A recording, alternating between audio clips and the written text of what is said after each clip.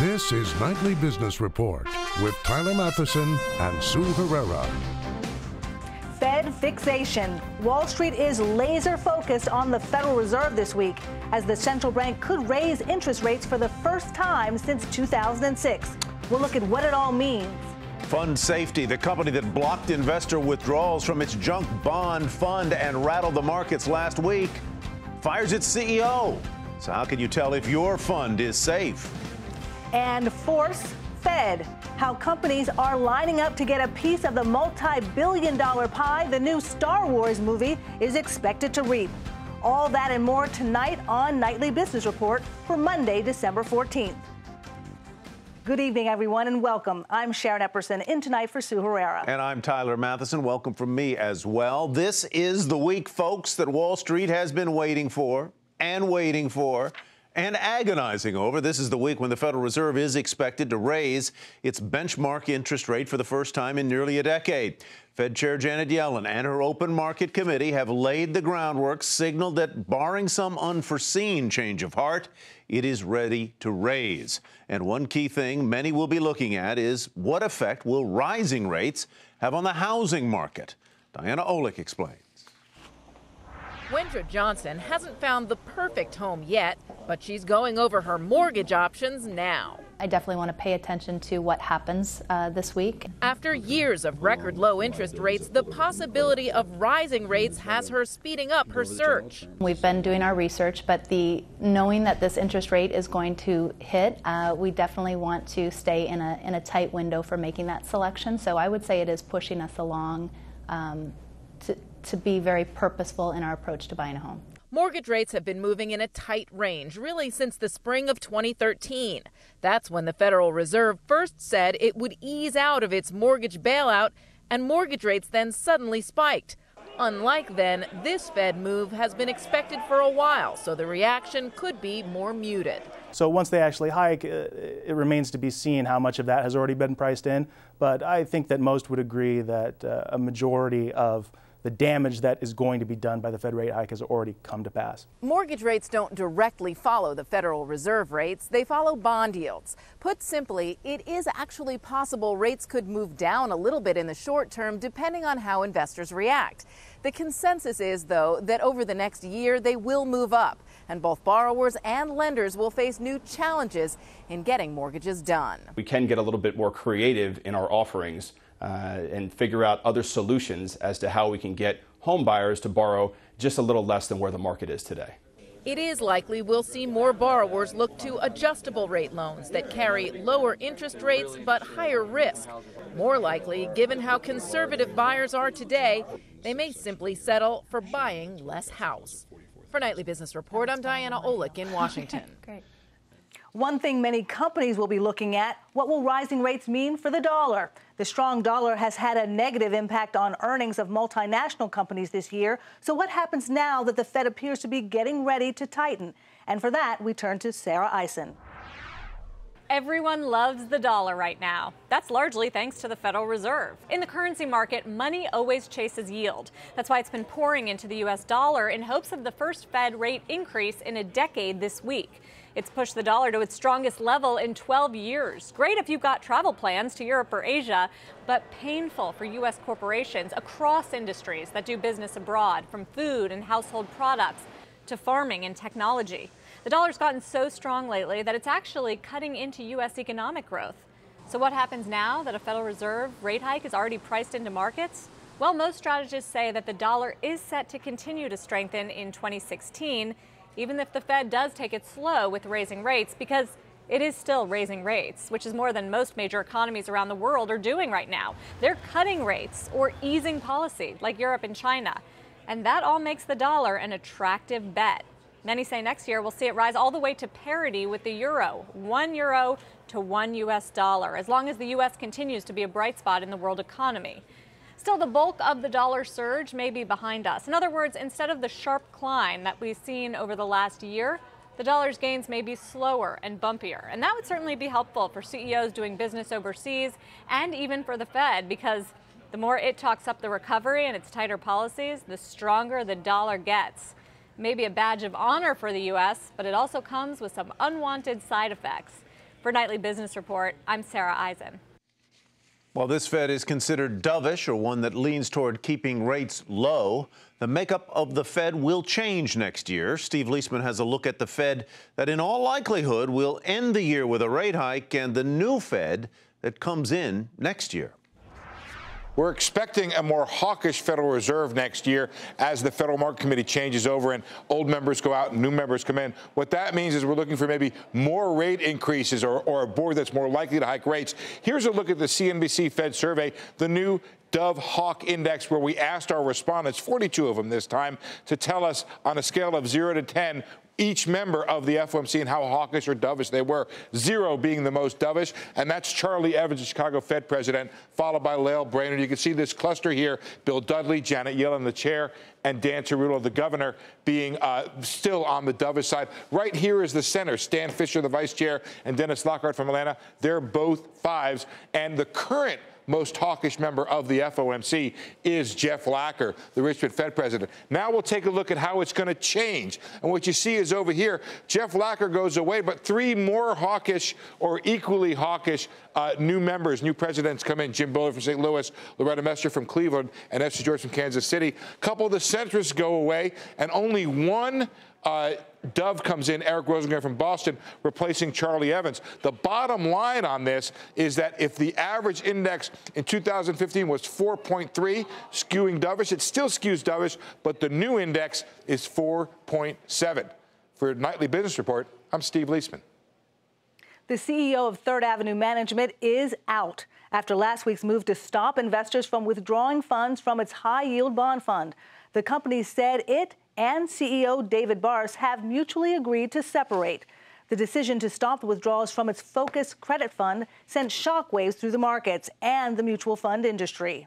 So with the recent dramatic moves in the high-yield market, is your high-yield bond ETF or your plain old bond ETF or fund safe? Ben Johnson is Director of Global ETF Research at Morningstar, and he joins us now. Mr. Johnson, welcome. Good to have you with us. Obviously, there are important distinctions between ETFs and bond mutual funds, but for this purpose, they will function largely in similar ways. What was it about that Third Avenue fund that got it in such trouble, made it so vulnerable, and are other funds or ETFs similarly risky for similar reasons? So, Tyler, I think it's absolutely critical not to take the problems that were experienced by the Third Avenue Fund and extrapolate those across the entire high-yield bond fund and ETF category. Because it's a very diverse group, and not all high-yield bond funds are created equal. The Third Avenue Bond Fund invested in the junkiest of junk debt, and it's sealed off the doors as investors have scattered for the exits. If you look at that relative to the 2 biggest high-yield bond ETFs, I'll use the tickers here, AGG or HYG and JNK, what you see is those 2 funds invest in much higher quality, albeit still junk debt, and they've been trading at record levels, changing hands at record levels over the past 2 days. So not all junk bond funds are created equal, and it's critical that investors understand that. So are there certain funds that, Ben, you think are better than others for investors to get into in terms of bond ETFs? What should folks know about their bond ETFs? And if they're skittish about the high-yield market altogether, are there bond ETFs or bond funds they can get into without any exposure? Well, investors should understand, first and foremost, that ETFs just offer exposure to this asset class. They're just one means of getting into the junk bond market, no different than a bond mutual fund, no different than owning individual bonds. What they do is they group a basket of these bonds into one single ticker that is traded all day, every day on the public market, just like a stock might be. So they're more liquid, certainly relative to the Third Avenue Fund, and more liquid to traditional mutual funds as well. Investors should ultimately understand the exposure they're getting, which in this case involves understanding the exposure of the underlying indexes. The indexes that underlie the biggest junk bond ETFs are very broad, they're diversified, they're optimized for liquidity. Investors need to understand what they own, why they own it, and what it means to own junk bonds. Now, when they figure this out, Ben, and they understand what they own, what if they decide they also don't like what they own and they want to get out? How easy is it to get your money out of some of these bond ETFs? And would they face the same issue as what happened with Third Avenue Management? Well, clearly what we've seen over the course of the past few days is that investors were holding their noses as they were reaching high, low, and everywhere in between for yield. And they finally caught a whiff of what they own, and they're throwing it out the back door. Now, in the case of the Third Avenue Fund, that door is sealed tightly shut. In the case of ETFs like HYG and JNK, what we've seen is record trading volumes in those ETFs, as investors in some cases have been selling, in other cases have been stepping in as opportunistic buyers of these funds. What you get in the ETF wrapper versus other wrappers is all day, everyday liquidity. You have a huge number of potential buyers out there to take those shares off your hand should you decide you want to sell. Right, but the distinction, isn't it, Ben, is that with an open-end mutual fund, the fund company is bound, subject to the restrictions that, for example, Third Avenue put in place, is bound to redeem your shares at the market price at the end of the day, provided, and that may mean that they have to go and sell some of their underlying securities to make good on that promise. The difference with an ETF is, as you point out, you are trading the derivative ETF with a buyer of that ETF, and there is presumably no need for that ETF sponsor then to liquidate the underlying holdings of that derivative security, right? I'm using big fancy words, and I'm sorry, but you get what I'm driving at? It's a different layer of liquidity. So I sell my shares of HYG to you, right, Tyler. You might sell them back to me, and nothing happens in the underlying bond market. Exactly. And what we saw on Friday is the ratio of that activity, secondary market activity, Ben trading to Tyler, Tyler selling back to Ben, was 17 times greater the amount of actual primary market activity. The amount of trading that those ETFs, that ETF, HYG, did on the primary market, where it was actually selling the underlying bonds. So while it doesn't sort of sprinkle magical fairy dust over the high yield asset class and make it more liquid, it provides another avenue to trade a basket of those bonds. It supplements that liquidity. Sorry, we're running a little tight on time. Ben, thank you very much. Ben Johnson with Morningstar. It is, if nothing else, gnarly. Meanwhile, stocks rallied today in the session, recovering a bit from last week's sell-off as oil prices rebounded slightly. Domestic crude fell below $35 a barrel, touching its lowest level since 2008 before bouncing back. Once oil rebounded, so did stocks. The Dow Jones Industrial Average rose 103 points to 17,368. The Nasdaq was 18 points higher. The S&P 500 gained 9 points. Newell Rubbermaid is buying rival ARDEN Corporation for about $16 billion. The move will create a consumer goods powerhouse uniting household names. Could dominate many household aisles in the stores. The hits, the deals, that is, just keep on coming. This time, it's Newell Rubbermaid buying ARDEN Corporation to form a business that will be called Newell Brands, worth about $16 billion.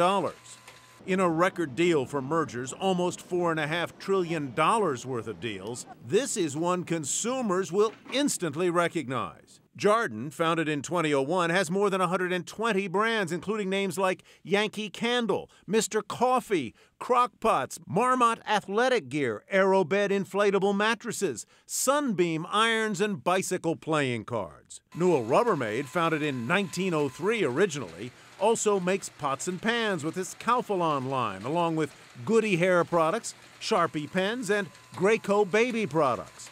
Its biggest purchase, Rubbermaid, came in 1999 for about $6 billion.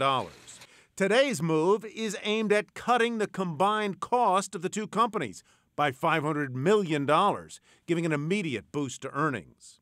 There's a number of great intuitive combinations that will unlock tremendous value, and because the core businesses have momentum, you don't have to worry about any any underlying issues in the business getting in the way of playing for the upside in those combinations. Jarden's been a grower. Its value is up 4,300% since the company was launched.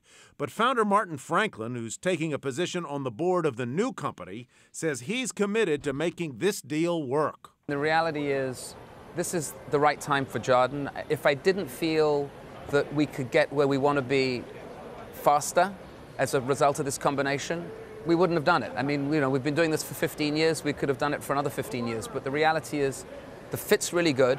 If we had the multiple and we had the market cap, we'd be the buyer. Aside from the well-known brands it's buying, Newell Rubbermaid says Jarden's approach to e-commerce has been comparatively aggressive, and the new company will use those online capabilities to make its existing brands even more accessible to consumers.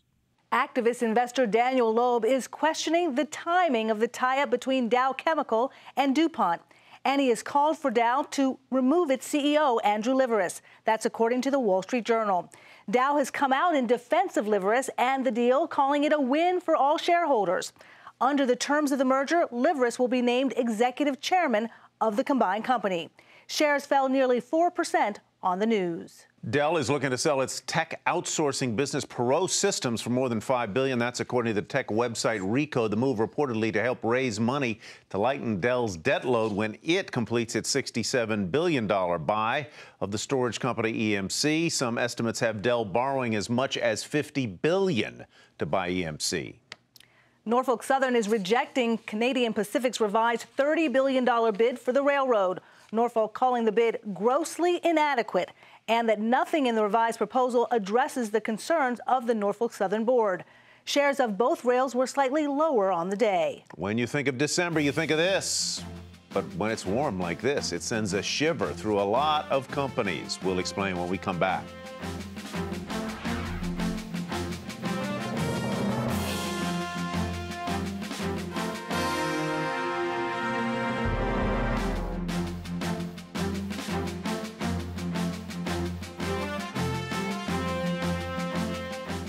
While Old Man Winter hits the western states, it's still being forecast as the second warmest December on record.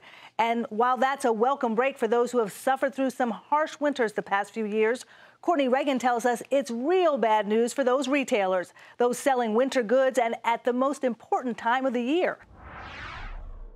It may be just 10 days from Christmas, but baby, it's warm outside. Temperatures up to 30 degrees above average in much of the U.S. Golfers in Maine and the Midwest are hitting the links much later than normal. Runners are ditching long sleeves and pants in Pennsylvania. School children are at recess without coats in New York. Cherry blossoms are still on trees in Washington, D.C. While November and December's unseasonably warm weather may be a welcome break from the norm for many Americans, retailers are sweating, and not because they're enjoying the temperatures. Coats, boots, sweaters, and snow gear are clogging up retail racks in many parts of the country in the most important selling time of the year. It is a problem because apparel is so weather sensitive. A consumer really needs that stimulation in the form of colder weather just to get excited about shopping and to get excited about buying those kind of weather-sensitive articles of clothing. Even retailers that don't sell winter apparel are taking a hit. David's Tea is reporting negative traffic trends due to the unseasonable weather causing fewer loose tea purchases. FBR analyst Susan Anderson tells investors some cold weather brands like Columbia and VF Corp's North Face may fare better. Those brands' merchandise were delivered to retail stores earlier this year, and Anderson says sales are stronger than sales of similar non-branded goods. On its earnings call, Children's Place CEO Jane Elfers said while warm temperatures in the Northeast have hurt traffic, more normal weather in the Plains and Southwest are helping to offset the negative impact. Men's Warehouse CEO Doug Ewert told investors the cold weather business at its Joseph A. Bank stores is suffering more than the rest of the business, which isn't doing well either. But that's because the cold weather apparel doesn't have a high fashion risk and it can be packed up and resold next year. It's an industry-wide a problem in apparel. So from an investing perspective, we like names like Costco, like Target, and others that have a more diversified basket of goods. And then we also like beauty concepts like Ulta and Sally Beauty. But retailers' woes are translating into consumer gains. In order to entice shoppers to buy, retailers including Abercrombie & Fitch, Hollister, Gap, and Urban Outfitters are slashing prices on cold weather gear, in some cases by 60%. For a Nightly Business Report, I'm Courtney Reagan. Halliburton's deal to buy Baker Hughes reportedly in limbo, and that is where we begin tonight's Market Focus. The Department of Justice will conclude its review of Halliburton's offer to buy Baker Hughes unless Halliburton agrees to an extension, according to the New York Post. But the company won't agree to an extension unless the government is explicit about what it needs to do to win antitrust approval. Halliburton fell 1% to $36.55. Baker Hughes 2% lower at $46.78. Cheniere will replace its CEO. This comes just a few months after the activist investor Carl Icahn hiked his stake in that firm. Board member Neil Shear will serve as interim chief while the company searches for a permanent replacement. Shares nearly 3% lower at $40.14. And Valiant has hired a crisis management firm and an attorney. This, according to reports. This comes as the company is under increasing pressure over its drug pricing policy. Shares up 1% at $94.14. Bridgestone's retail unit has hiked its offer price to purchase Pep Boys to more than $850 million. The move is an effort to match billionaire investor Carl Icahn's bid for the firm. Shares fell a fraction today to $16.22. And Royal Dutch Shell announcing its plans to cut 2,800 jobs after it completes its takeover of its rival BG Group in an effort to cut costs. The news follows a green light from the deal from China. Shares fell more than 1% to $43.95. Today is December 14th, also one of the busiest shipping days of the year and the busiest, bar none, for the Postal Service. Morgan Brennan takes a look at how the shippers are faring. Today is Green Monday, the third largest online shopping day of the year, before holiday shipping deadlines come to a close later this week. It's also the third peak day FedEx forecasted for this season, and the U.S. Postal Service's expected busiest day for mailing cards and packages. As we head into the holiday home stretch, how is this peak shipping season shaping up? For starters, it began earlier. Ahead of Thanksgiving, shipments jumped as Amazon and retailers like Target rolled out doorbuster deals early. And those higher volumes seem to have carried over into early December as well, which some shipping consultants claim taxed delivery networks. ShipMatrix says for the week of Cyber Monday, UPS Ground, how most e-commerce packages move, posted an on-time delivery performance of 91%, down from 97% last year and 95% in 2013. To put that in perspective, of say 30 million packages per day, that would mean more than 2.5 million were delayed. What we find is that the on-time performance for that Cyber Week Monday, the early part of the week was at a much higher number, high 90s, and then as the week progressed and the volume started to come into the network from that Cyber Monday, their service levels went down to the lower 90s. Service levels in smaller rival FedEx's ground network stayed about even at 95% this year versus last. Data also suggests some areas experienced larger surges, including Denver, Colorado, and pockets of the Northeast. UPS has conceded some sites experienced, quote, levels greater than the original peak plan for those locations, but that the, quote, vast majority of customers have received shipments on time. And FedEx says it's experiencing record volume surges, quote, earlier than ever before. But packages delayed in early December will still arrive in time for Christmas. The true test is the next week and a half, whether any more larger than expected surges occur, and if so, how the carriers mitigate that.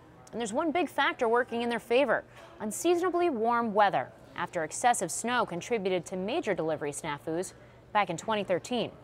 For Nightly Business Report, I'm Morgan Brennan. The company's looking to cash in on the latest chapter in the Star Wars saga. That's next.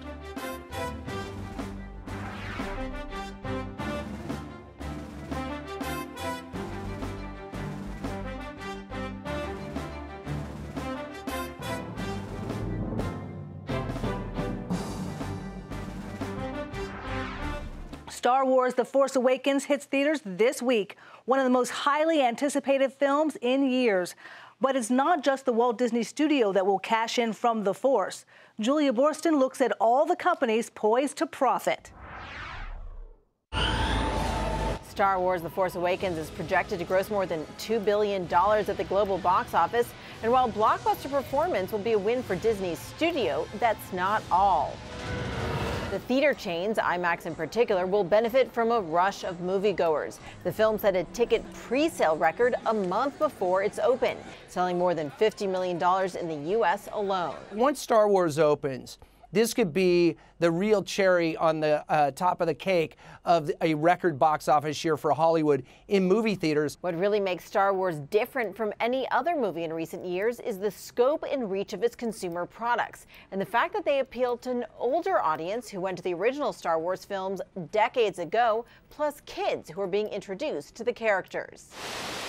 The Star Wars logo is all over everything from Campbell's soup and Vans sneakers to CoverGirl makeup, plus, of course, a range of toys for kids and adult collectors. Merchandise sales are predicted to range from $3 billion to $5 billion in the first year, an unusually large licensing event. We're talking about once in a decade. We do think that this is going to be really the start of multiple years of the Walt Disney Company bringing content to the marketplace that has tremendous translatability into products, and consumer products could ultimately trump the box office size. Hasbro's the toy maker that will benefit the most from the film. It has the most toy licenses, along with Lego, though Mattel and Jakks Pacific also have licenses for different Star Wars toys. This is a significant event, not only for the toy industry, but broadly across children's entertainment. This is the first time that children under the age of 10 will have been exposed to Star Wars on a mainline basis. So this is the first time that they're really going to get to see and feel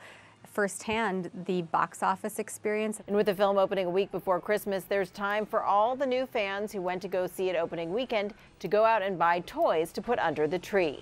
For Nightly Business Report, I'm Julia Borston in Los Angeles. Can't wait to see it. That's Nightly Business Report for tonight. I'm Sharon Epperson. And I'm Tyler Matheson. We'll see you tomorrow.